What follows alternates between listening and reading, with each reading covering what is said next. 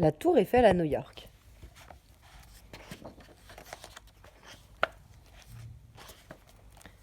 Ce soir, la Tour Eiffel n'a pas sommeil. La belle pense à ses vacances.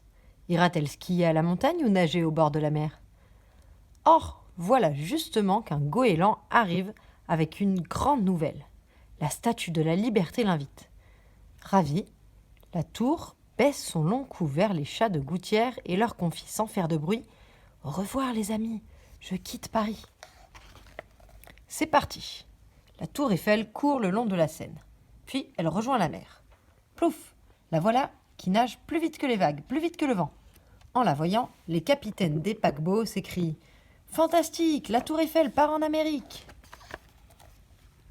Accompagnée par des dauphins, la grande nageuse arrive dans le port de New York. Impatiente de faire sa connaissance, la Statue de la Liberté la salue. « Hello, cousine !» La tour Eiffel s'empresse de sortir de l'eau et lui fait la bise. Tout émue, elle l'admire, sa copine américaine. « J'adore ta couronne, on dirait un soleil !» La Statue de la Liberté a un gros problème. À force de tenir sa torche et sa tablette sans remuer, la pauvre a des crampes. « Aïe, ça me picote !» se plaint-elle en grimaçant. La tour Eiffel, qui a souvent des fourmis dans les jambes, lui conseille « Fais comme moi, bouge, gigote !» La Statue de la Liberté dépose aussitôt sa tablette et sa torche à l'entrée du port. Ça lui fait du bien d'avoir enfin les mains libres. Puis, fière de pouvoir jouer les guides touristiques, elle se trémousse. « Go, visitons ma ville !» Hop hop, les deux cousines doublent les taxis jaunes. Puis, à vos marques, prêts, partez, vive le marathon. Les voilà qui sautent par-dessus le pont de Brooklyn. Les coureurs croient rêver et s'exclament « La tour Eiffel à New York, c'est incroyable !»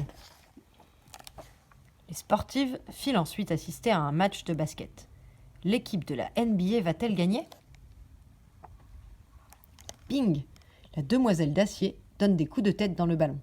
Elle marque un panier, puis 2, puis 10. « Bravo, c'est toi la plus forte !» applaudit la Statue de la Liberté. Après cette victoire, les cousines foncent faire du shopping au pied des buildings.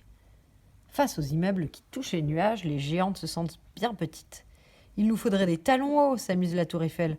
Un gratte-ciel les taquine aussitôt. « Vous auriez l'air de top modèle !» Leur belle balade est loin d'être finie.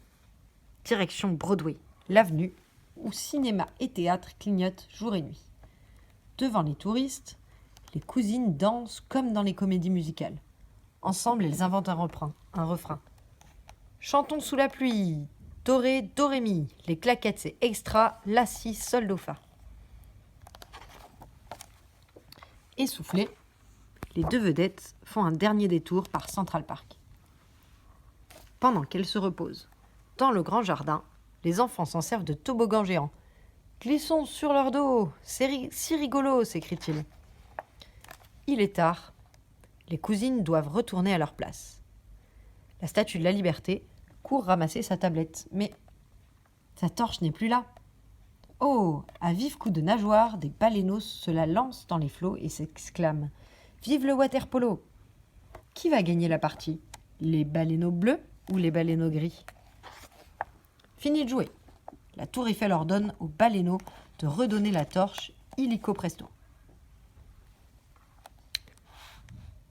Les bras à nouveau chargés, la Statue de la Liberté remercie sa cousine et l'embrasse. « Bye bye, on se reverra », lui murmure-t-elle.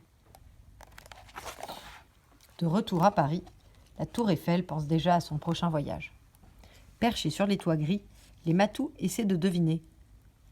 Où leur amie rêve-t-elle de partir cette fois-ci? Zut! Les félins ne trouvent pas. Ils donnent leur langue au chat. La belle d'acier se réjouit. Demain, c'est promis, mes petits mistigris, je vais chausser mes skis et glisser au sommet du Mont Blanc sans faire semblant.